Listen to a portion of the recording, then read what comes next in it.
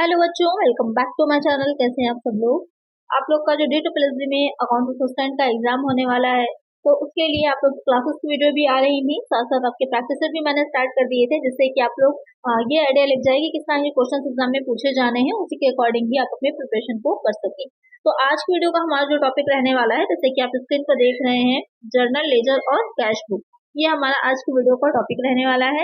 तो हम पढ़ेंगे कि जर्नल क्या होता है, लेजर और कैश बुक। इससे पहले मैं आप लोग को ये पढ़ा चुकी हूँ कि फाइनेंशियल अकाउंटिंग क्या होती है, अकाउंटिंग स्टैंडर्ड क्या है, साथ में ही जो आपके डबल अकाउंटिंग सिस्टम होता है, डबल एंट्री सिस्टम होता है, वो क्या होता है, किसने शुरुआत करी थी, उसमें क्या क्या चीजें आती हैं, तो सारी चीजें मैंने वहां पर आपको क्लियर कर दी थी। अब जो हम पढ़ेंगे आज के वीडियो में, जो कि इम्पोर्टेंट भी है काफी आपका ये वाला पॉइंट, कि जर्नल क्या होता है, लेजर क्या है और कैश बुक क्या है। बहुत ज्यादा डिटेल में आपको जाने की नीड नहीं है, तो सारे क्वेश्चन पूछे जाते हैं, केवल पॉइंट टू पॉइंट हमको उनको ही देखना है। तो यहाँ पर सबसे पहले कि जर्नल क्या होता है, तो बेसिक चीजें आपको पता ही है, क्योंकि मैंने इससे पहले जो प्रीवियस वीडियो आई थी उसमें आपको क्लियर कर दिया था कि जो हम डबल एंट्री सिस्टम होता है, उसमें जितने भी ट्रांजेक्शन होते हैं उन सबका रिकॉर्ड रखते हैं। तो रिकॉर्ड रखने के लिए जो सबसे पहली बुक हमारी बनाई जाती है, वो क्या हो जाती है, वो हमारी जर्नल कहलाती है, जिसे हम रोजनामचा भी हिंदी में कहते हैं। तो हिंदी में हो सकता है रोजनामचा लिखा हुआ हो और इंग्लिश में आपका जर्नल लिख कर दिया।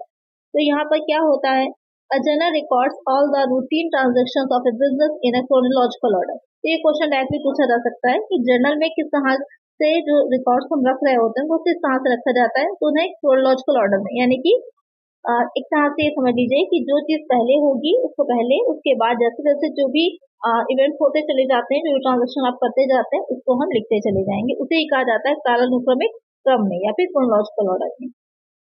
It is the book in which the transactions are recorded under the double entry system. एक ऐसी बुक होती है जिसमें कि आपके डबल एंट्री सिस्टम के अंडर में रखे जाते हैं, क्योंकि यहाँ पर डेबिट और क्रेडिट दोनों कॉलम बनाए जाते हैं। और आपने पढ़ा था डबल एंट्री सिस्टम में कि डेबिट और क्रेडिट दो तरह से, दो पक्षों में, दो साइड में आप लेखा करते हैं। फिर आएगा दस journal is the book of original record. ये भी क्वेश्चन डायरेक्ट बनता है कि जर्नल जो है वो किस तरह की बुक है, आप ऑप्शन दे रखे होंगे, फाइनल एंट्री की बुक है, ओरिजिनल रिकॉर्ड की बुक है, इस तरह से। तो ये ओरिजिनल रिकॉर्ड की सबसे पहले जो हम ट्रांजेक्शन का लेखा करते हैं उसको हम जर्नल में करते हैं। वहां पर हम ये अलग अलग तरह के अकाउंट्स नहीं, सारी जितने भी आपने ट्रांजेक्शन किए होते हैं, चाहे वो कैपिटल नेचर हो, रिसीव नेचर के हो, किसी भी तरह के हो, आप सबको एक साथ वहां पर लिखते चले जाते हैं। इसलिए ये ओरिजिनल रिकॉर्ड की बुक है। It doesn't replace but precedes the ledger. इसे आप रिप्लेस नहीं कर सकते, लेकिन हम आगे बढ़ाते हैं, इसके बाद क्या बनता है, लेजर तैयार किया जाता है। The process of recording transaction in journal is called as journalizing. मैंने आपको पहले ही बताया था कि जर्नल में लिखने की, इस तरह से रिकॉर्ड रखने की जो प्रोसेस होती है वो क्या कहलाती है, जर्नलाइजिंग कहलाती है। अब क्लियर हो गया होगा आपको कि जर्नल क्या है। तो यहाँ पर आप देख सकते हैं प्रोफॉर्मा, जो जर्नल होता है उसका प्रोफॉर्मा कैसा होता है, फॉर्मेट क्या होता है, इससे आपको ये चीजें क्लियर हो जाएंगी। कई बार बहुत ही, वैसे बहुत इजी क्वेश्चन लेकिन पूछ लेता है कि जर्नल में कितने कॉलम होते हैं। तो यहाँ पर आप देख सकते हैं कि जर्नल में कितने कॉलम है, यहाँ पर 5 कॉलम होते हैं जर्नल में। सबसे पहले आपका डेट होती है, जहाँ पर हम क्रोनोलॉजिकल ऑर्डर में यहाँ पर जितनी भी जो भी ट्रांजेक्शन हमने किए होते हैं क्रोनोलॉजिकल ऑर्डर में दिखाते हैं। यहाँ पर हमारा पार्टिकुलर यानी कि विवरण होता है। यहाँ पर हम लेजर फोलियो होता है। अगर इसी तरह जब आप जर्नल लेजर बनाते हैं तो आप जर्नल फोलियो होता है। अभी उसका भी कॉलम आप देखेंगे आगे जाकर के, जब लेजर हम पढ़ेंगे। यहाँ पर डेबिट साइड हो जाता है, ये क्रेडिट हो जाता है, और दोनों साइड का जो होता है वो यहाँ पर इक्वल आता है, जो अमाउंट होगा टोटल, ग्रैंड टोटल दोनों का इक्वल आता है। तो ये हो जाता है हमारा जर्नल का फॉर्मेट। उसके बाद आ जाता है कि इसके फंक्शंस क्या होते हैं। तो पहला जिसका फंक्शन हो जाता है to keep a chronological record of all transaction, यानी कि डेट वाइज तिथिवार रिकॉर्ड रखा जाता है, जैसे फर्स्ट जैन, फिर सेकेंड, फिर थर्ड। ये नहीं होगा कि थर्ड पहले कर दिया, फर्स्ट बाद में हो गया, नहीं, पहले फर्स्ट, सेकेंड, थर्ड। बीच में कोई डेट में आपने कोई ट्रांजेक्शन नहीं किया वो स्किप हो जाएगी, डायरेक्ट सिक्स पर आ गए, लेकिन एक आपका सीरियल में चलता है। फिर आएगा to analyse each transaction into debit and credit aspect by using double entry system of bookkeeping। यहाँ पे क्या होता है, पुस्तपालन। पुस्तपालन जो बुककीपिंग होती है, दो पार्ट में डिवाइड रहता है, एक बुककीपिंग होती है, दूसरी आपकी क्या हो जाती है, अकाउंटिंग होती है। जो हम जर्नल बनाते हैं, हम लेजर बनाते हैं, वो दोनों चीजें आपकी बुककीपिंग में आती हैं। जब हम फाइनल अकाउंट प्रिपेयर करते हैं वो आ जाता है हमारा किसमें, वो हमारी अकाउंटिंग कहलाती है। तो उसको भी ध्यान में रखिएगा। To provide a basis for posting into ledger. अगर हम जर्नल नहीं बनाएंगे, जर्नल एंट्रीज नहीं करेंगे, तो डायरेक्ट लेजर में अगर आप एंट्री कर रहे हैं तो वहां पर काफी प्रॉब्लम होती है। हालांकि आपने अगर कंप्यूटर पर टैली यूज करी होगी, वहां पर अकाउंटिंग सिस्टम आपने यूज किया होगा, तो ये देखते हैं पहले लेजर में अकाउंट बनाया जाता है, उसके बाद एंट्रीज होती है। तो अगर आपने अकाउंटिंग देखी होगी, ऑनलाइन करी होगी, उस पर टैली पर यूज किया होगा कंप्यूटर पर, तो वहां पर ये चीज होती है कि पहले कंपनी प्रिपेयर की जाती है, उसके बाद अकाउंट तैयार किए जाते हैं, फिर एंट्रीज की जाती हैं। लेकिन अगर हम बात करें किताबों की, बुक्स की, वैसे जो मैनुअली काम होता है, तो वहां पर जो एक तरीका यही है कि सबसे पहले आप क्या बनाते हैं, जर्नल, उसके बाद लेजर बनाते हैं। तो ये इसके क्या है, कार्य हैं, और इनसे निकल के क्वेश्चन भी बनते हैं। ये सबसे इम्पोर्टेंट तो ये वाला पॉइंट होता है, इसको जरूर ध्यान में रखिएगा। नेक्स्ट आ जाता है इसमें व्यापारिक छूट कार्ड। तो मैंने जो आपको प्रैक्टिस सेट प्रोवाइड कराया था, तो वहां पर भी इसके बारे में हमने थोड़ा सा समझा था। पहला क्वेश्चन ही रिलेटेड था, जिसमें कि आपका ट्रेड डिस्काउंट और कैश डिस्काउंट से रिलेटेड था। क्या होता है डिटेल में उसको यहाँ पर समझ लीजिए। Trade discount is referred to as the discount that is offered by a seller to the buyer of the product in the form of reduction in the price of the item. तो क्या होता है trade discount? एक तरह का discount या छूट दी जाती है, जो कि विक्रेता जो होगा, जो कि सेलर जो होता है, वो प्रोवाइड करता है क्रेता को। जब आप प्रोडक्ट कोई मार्केट से खरीद रहे होते हैं, तो जिससे भी सेलर से आप परचेज कर रहे हैं, तो वो सेलर आपको कुछ डिस्काउंट देता है प्राइस में, उसको हम कहते हैं ट्रेड डिस्काउंट। इसमें होता है क्या है, वस्तु की कीमत में कमी के रूप में दिया जाता है। A trade discount is a definite amount that is deducted from the list price with the intention of encouraging and rewarding customers loyalty. अगर आप रेगुलर किसी दुकान से खरीदते रहे कोई भी चीज को, कोई शॉप से ही खरीदते हो, तो आपने देखा होगा कि वो आपको ज्यादा डिस्काउंट देता है। स्पेशली मेडिसिन में देखिए, तो अगर आप किसी एक पर्टिकुलर मेडिकल शॉप से अगर मेडिसिन परचेज करते हैं, तो वो आपको बाकी शॉप से ज्यादा डिस्काउंट देता है। क्यों देता है? क्योंकि आप रेगुलर कस्टमर हैं उसके। तो इस वजह से कस्टमर की लॉयल्टी पर उसको ये डिस्काउंट प्रोवाइड कराया जाता है। किस पर कराया जाता है? लिस्ट प्राइस पर। It will appear on the invoice and will be deducted from the list price of the book. इसके इनवॉइस में दिखाते हैं और साथ ही लिस्ट प्राइस जो होता है वहां से कट कर देता है। एक चीज बहुत इंपॉर्टेंट ध्यान में रखिएगा, जो हम जर्नल एंट्री करते हैं, तो जर्नल एंट्री में ट्रेड डिस्काउंट को नहीं दिखाया जाता, इस चीज को ध्यान में रखिएगा। एंट्री के टाइम पर इससे प्राइस से लेस कर दिया जाता है, कम कर दिया जाता है। हम इसका जो एंट्री होती है ट्रेड डिस्काउंट की, जर्नल में नहीं करते। नेक्स्ट आ जाता है इसमें कैश डिस्काउंट, नगद छूट। अब ये क्या होती है? A discount provided by the seller to the buyer on the invoice amount when payment is made within a specified period. इसमें क्या होता है? कैश डिस्काउंट तब दिया जाता है कि जो भी कस्टमर होता है, जल्द से जल्द जो होता है पेमेंट कर दे आपका, जल्द से जल्द जो भी आपको पेमेंट मिलना है, मीन्स कहने का कि सेलर को जो पेमेंट मिलना है वो जल्द से जल्द कर दे, इसलिए उसको कैश डिस्काउंट प्रोवाइड कराया जाता है। यहाँ पर a cash discount is a tactic use to encourage the buyer to pay the product promptly. ये डायरेक्टली पॉइंट पे होगा, यही क्वेश्चन था ही इस प्रैक्टिस सेट में, जो पहला क्वेश्चन था। अगर आपने देखा होगा, नहीं देखा है तो देख लीजिए, बहुत अच्छे क्वेश्चन मैंने वहां पर आप लोगों को कराए हैं।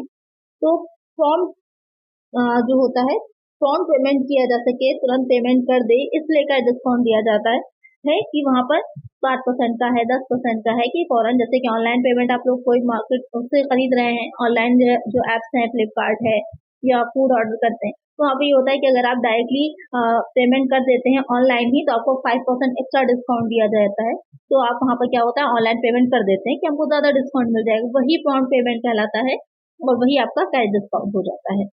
तो helping the business reduce for completely avoid credit risk. तो इसमें क्या रहता है कि रिस्क कम रहता है, क्योंकि उनके पास पेमेंट हो गया, तो वहाँ पर उनको रिस्क कम हो जाता है। तो ये कैश डिस्काउंट जो है, इसकी एंट्री जो की है वो की जाती है, जो हम जर्नल बनाते हैं वहां पर हम कैश डिस्काउंट की एंट्री करते हैं, ट्रेड डिस्काउंट की नहीं करते। तो ये भी क्वेश्चन बन सकता है, इसको भी ध्यान में रखिएगा। तो ये इंपॉर्टेंट था जो आपने जर्नल के बारे में पढ़ा। अब आ जाते हैं लेजर क्या होता है। A ledger is accounting refers to a book that contains different accounts where records of transaction pertaining to a specific account is stored. It is also known as the book of final entry or principal book of account.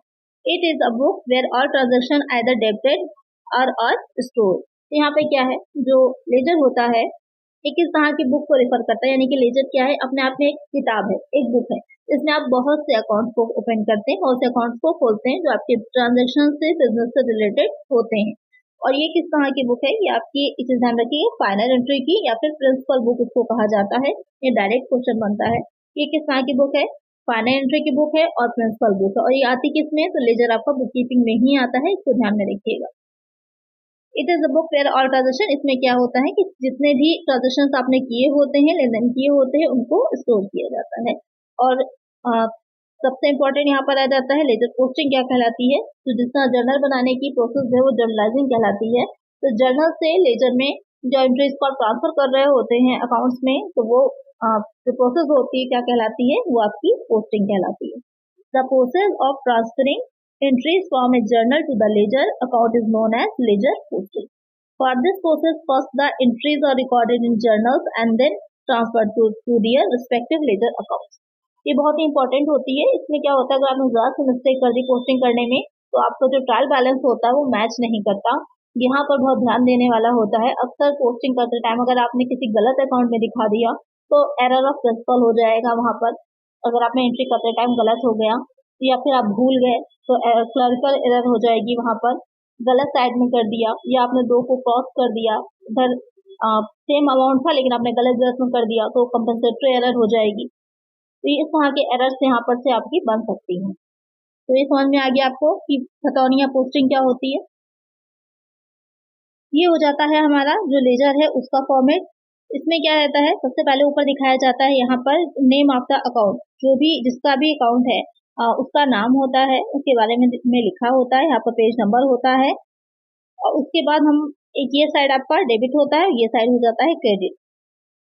यहाँ पर जो date होती है वो लिखी जाती है, यहाँ पर जो भी the name of the credit account होगा ये आपका बन गया जर्नल फोलियो का कॉलम। जैसे कि आपका लेजर फोलियो का बनता है उसमें जर्नल में, तो जिसमें जिस पेज पर होता है उसका नाम लिखा होता है, इसी तरह यहाँ पर होता है। तो आपस में क्या होता है कि एंट्री जब हम कर रहे होते हैं तो उसको मैच करना हमारे लिए इजी हो जाता है। इजीली हम ढूंढ पाते हैं कि हमने कहाँ पर जर्नल में इसकी एंट्री की हुई है, साथ ही अगर जर्नल में देख रहे हैं तो लेजर में कहाँ पर हमने किस अकाउंट में इसको दिखाया है, तो हमारे लिए इजी हो जाता है। फिर अमाउंट आ जाता है, सेम यही चीज रिपीट हो जाती है क्रेडिट साइड में। तो कुछ इस तरह का आपका लेजर का फॉर्मेट बनता है। तो आपको क्लियर हो गया होगा कि लेजर किस तरह का होता है, क्या क्या चीजें उसमें रहती हैं।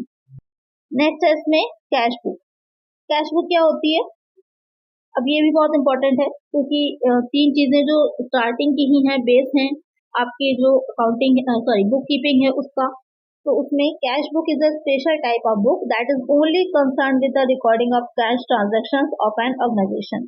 तो कैश बुक होती है, वहाँ पर सिर्फ आपके जो कैश ट्रांजैक्शंस आपने किए हो, चाहे वो रिसीविंग हो चाहे वो पेमेंट हो, यानी कि कोई भी कुछ भी आपने रिसीव किया है कैश में या कोई भी आपने पेमेंट किया है कैश में, सिर्फ उसको ही हम कैश बुक में दिखाते हैं, अदर कोई भी चीज नहीं दिखाई जाती है।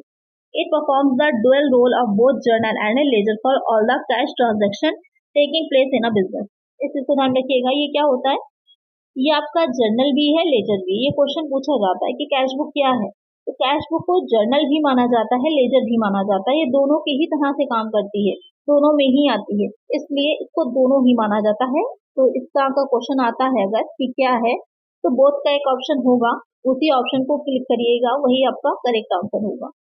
अ cash book records all the cash received on the debit side and all the cash payment of the organisation on the credit side. अब जो कैश बुक बनाई जाती है, दो साइड होते हैं, आपको पता ही है कैश बुक में दो साइड है आपके। एक साइड जो आपका डेबिट की तरफ का होता है उसमें सारे कैश रिसीव्ड लिखे जाते हैं, जितने भी आपको जहां से भी जो भी कैश रिसीव हुआ है वो सब आप डेबिट साइड में दिखाएंगे, और जो कुछ भी आपने कैश में पेमेंट किया वो सारी चीजें आप क्रेडिट साइड में दिखाएंगे। इस चीज को ध्यान में रखिएगा, डेबिट साइड में रिसीविंग आती है सारी और क्रेडिट साइड में जितना भी आपने पेमेंट किया है वो सब दिखाया जाता है। और एक चीज जो बहुत इंपॉर्टेंट जो डायरेक्ट क्वेश्चन बनता है कि cash book always shows a debit balance और equal balance but never credit balance. कि डेबिट साइड में क्या होता है, डेबिट साइड में हम दिखाते हैं सारे रिसीविंग, जो कुछ भी हमको इनकम हुई है, जहां जहां से भी हमको पैसे मिले हैं, और क्रेडिट साइड में हम दिखाते हैं जहां जहां भी हमने पेमेंट किया होता है। तो इस चीज को ध्यान में रखिएगा कि जो कैश बुक है हमेशा ही डेबिट बैलेंस दिखाती है, डेबिट साइड बड़ा होता है, क्रेडिट साइड छोटा होता है, कभी भी आपका क्रेडिट बैलेंस नहीं दिखाएगी। कैश बुक का कैश कॉलम जो है हमेशा ही डेबिट बैलेंस दिखाएगा।